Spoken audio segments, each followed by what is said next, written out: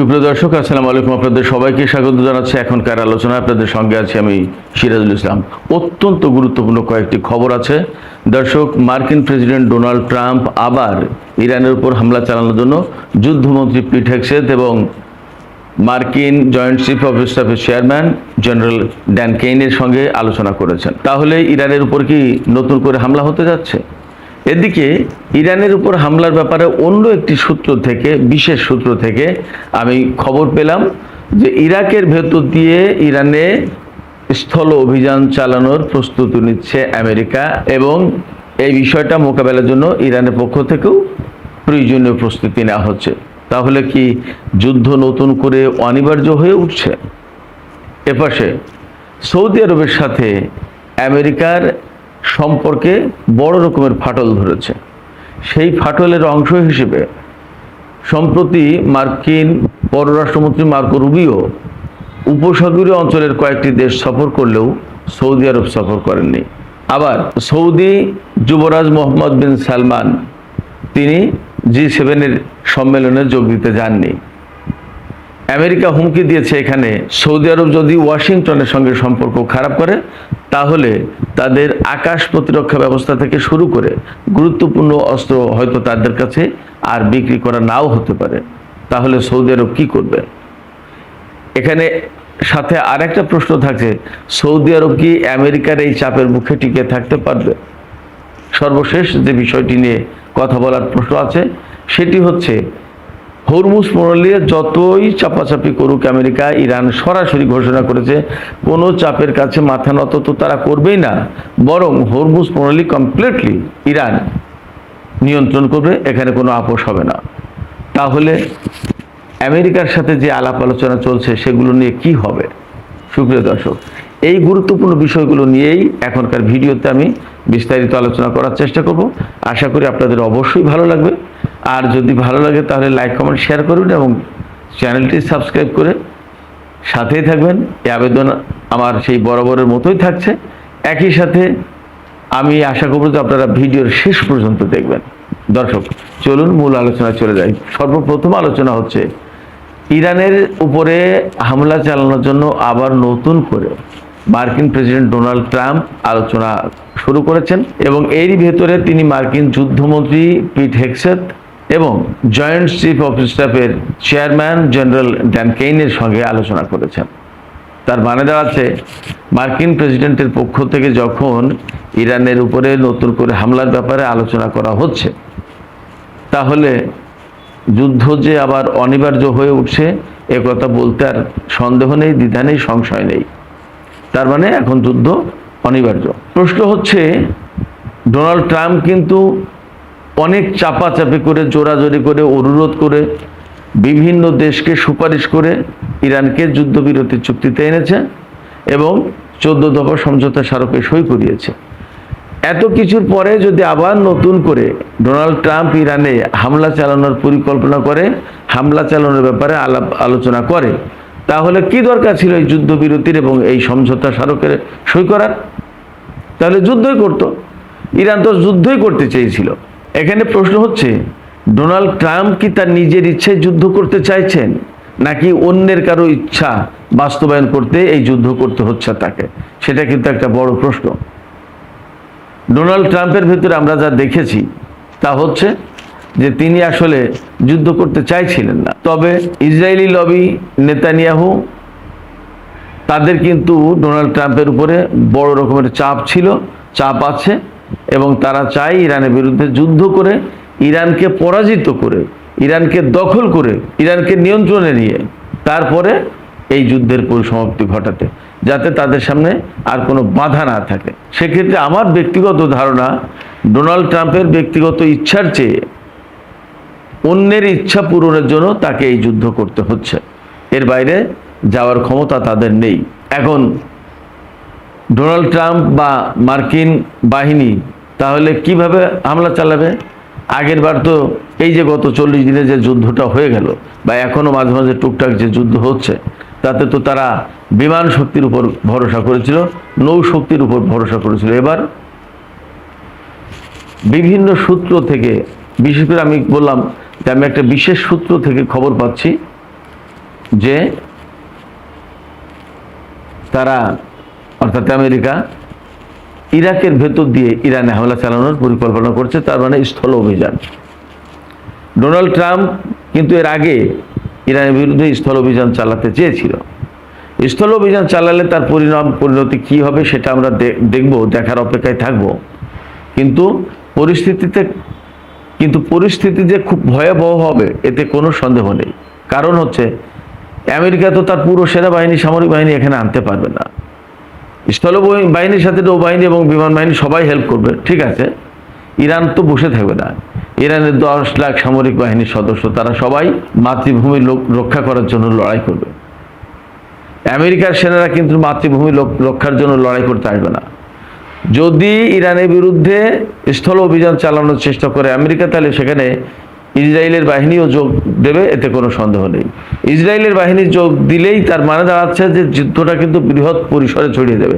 তখন Iraq, Syria, Lebanon, ফিলিস্তিনের প্রতিরোধ যোদ্ধারা থেকে শুরু করে হুতি যোদ্ধারা সবাই একেবারে পূর্ণাঙ্গ যুদ্ধের জন্য প্রস্তুত হয়ে যাবে। এবং একটা বিষয় আপনারা খেয়াল করেন, এই যে গত 40 দিনে যে যুদ্ধ গেছে, সেই যুদ্ধে কিন্তু ইরাকের প্রতিরোধ বাহিনী কিন্তু পুরোপুরি জড়ায়নি, হিজবুল্লাহ কিন্তু পুরোপুরি জড়ায়নি, হুতিরাও কিন্তু পুরোপুরি জড়ায়নি। তাদের সবার সামরিক শক্তি কিন্তু পুরোপুরি শেষ করতে চায়নি, অপেক্ষায় রয়েছে। এবং তারা জানে, তারা বুঝতে পারে এবং ধারণায় রেখেছে যে চূড়ান্ত লড়াই এটা নয়, চূড়ান্ত লড়াই আসবে। অতএব চূড়ান্ত লড়াইয়ের জন্য প্রত্যেকের শক্তি রিজার্ভ করে রাখার চেষ্টা করেছে। আমার কাছে মনে হচ্ছে যে আমেরিকা যদি স্থল অভিযান চালানোর চেষ্টা করে, তাহলে বৃহত্তর একটা আঞ্চলিক যুদ্ধ সংঘাত শুরু হবে এবং এর আগুন আরো বহুদূর ছড়িয়ে পড়বে, ভয়াবহ একটা পরিস্থিতি তৈরি হবে। এবং ইরান তো পরিষ্কার করে বলেই রেখেছে যে যদি আমেরিকা ইরানের বিরুদ্ধে অভিযান চালানোর চেষ্টা করে, স্থল অভিযান, তাহলে তাদের জন্য মধ্যপ্রাচ্য একদম পুরোটাই হবে গোরস্থান। ইরানের সাবেক স্পিকার, যিনি জাতীয় নিরাপত্তা উপদেষ্টা ছিলেন, তিনি মারা গেছেন, শহীদ হয়েছেন, ডক্টর আলী লারিজানি, তিনি বলেছিলেন যে আমেরিকা যদি ইরানের বিরুদ্ধে স্থল অভিযান চালানোর কোনো রকমের চিন্তা করে বা চেষ্টা করে, তাহলে তাদের জন্য জাহান্নামের দরজা খুলে দেওয়া হবে, জাহান্নামের দরজা খুলে যাবে। মানে পরিস্থিতি এতটাই ভয়াবহ হবে। ইরানের বিরুদ্ধে নতুন করে হামলা চালাতে গেলে তারা স্থল অভিযানের চেষ্টা করবে, চিন্তা করবে, এটা স্বাভাবিক। তবে সেটা সহজ হবে না, বরং পুরো মধ্যপ্রাচ্য অঞ্চলে বড় রকমের যুদ্ধ ছড়িয়ে পড়বে। এবং এটা হতে পারে আরও বড় কিছু, আমি সেই কথা এখন বলবো না, পরিস্থিতি দেখে পরের কোনো একটা ভিডিওতে বলবো। এদিকে আমরা যা জানতে পারছি, সৌদি আরবের সাথে কিন্তু আমেরিকার বড় রকমের ফাটল দেখা দিয়েছে। ফাটল দেখা দিয়েছে এই কারণে, আমেরিকা বলছে যে যুদ্ধে তারা সহযোগিতা করছে না, সৌদি আরব সহযোগিতা করছে না ইরানের বিরুদ্ধে যুদ্ধে। কেন এই অভিযোগ?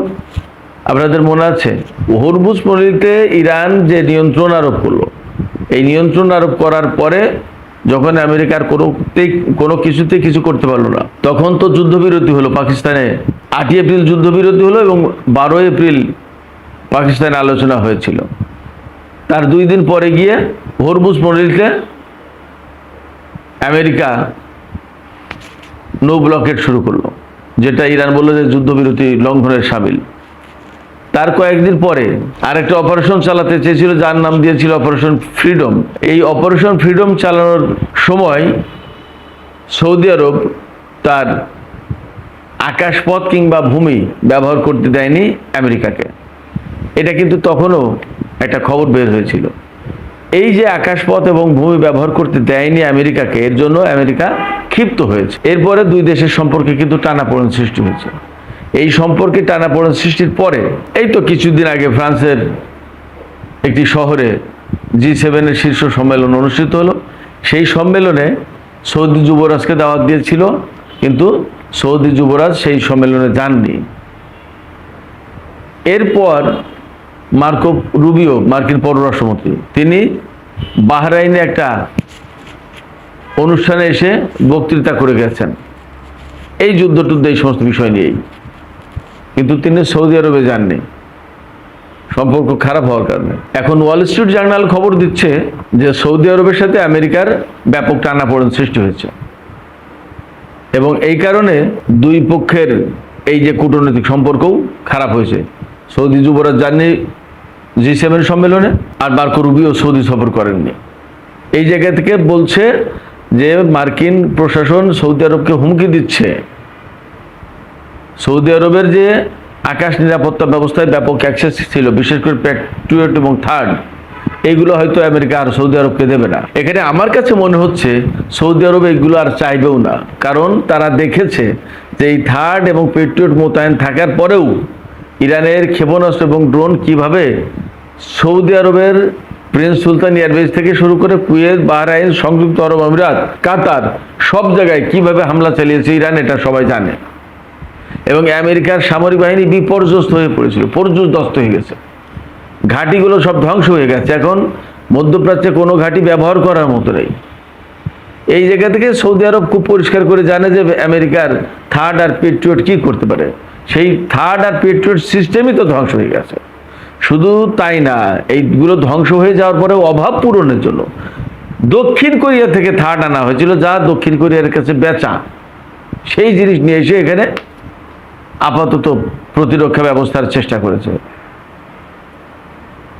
তাহলে থার্ড আর প্যাট্রিয়ট কতটুকু কার্যকর তো বোঝাই যাচ্ছে। ফলে সৌদি আরব আমেরিকার অস্ত্রের দিকে আর ঝুঁকবে না, ওইদিকে যাবে না, আমার কাছে মনে হচ্ছে যাবে না। এবং একদম অ্যাকুরেটলি এইভাবে আমি বলবো না, তবে সৌদি আরবকে এই সমস্ত অস্ত্র প্রতিরক্ষা ব্যবস্থা দেওয়া হবে না এই কারণে সৌদি আরব ভয় পাবে, আমার কাছে মনে হয় তা না। কারণ সৌদি আরব এখন মেইনলি রাশিয়া, চীন এবং ইরানের সাথে সম্পর্কটা মেনটেন করে চলার চেষ্টা করবে। আর সবচেয়ে বড় কথা হচ্ছে যে ইরানকে ভয় দেখিয়ে এতদিন, যে ইরানের ভয় দেখিয়ে এতদিন সৌদি আরবের কাছে, আরব দেশগুলোর কাছে বিলিয়ন বিলিয়ন ডলারের অস্ত্র বিক্রি করেছে, সেই ইরান যদি তাদেরকে গ্যারান্টি দেয় যে আমি ভাই তোমাদের উপরে আগ্রাসন চালাবো না, হামলা করব না, তোমাদের সাথে আমার যুদ্ধ নেই, আমরা এইভাবে আঞ্চলিক শান্তি বজায় রাখবো, একটা চুক্তি যদি সই করে, তাহলে তো এই কোটি কোটি ডলারের অস্ত্র কেনার কোনো প্রয়োজন নেই। এদের এই টাকা, এদের এই অর্থ অন্য কাজে লাগাতে পারবে, দেশের মানুষের কাজে লাগাতে পারবে, দেশের উন্নয়নের কাজে লাগাতে পারবে।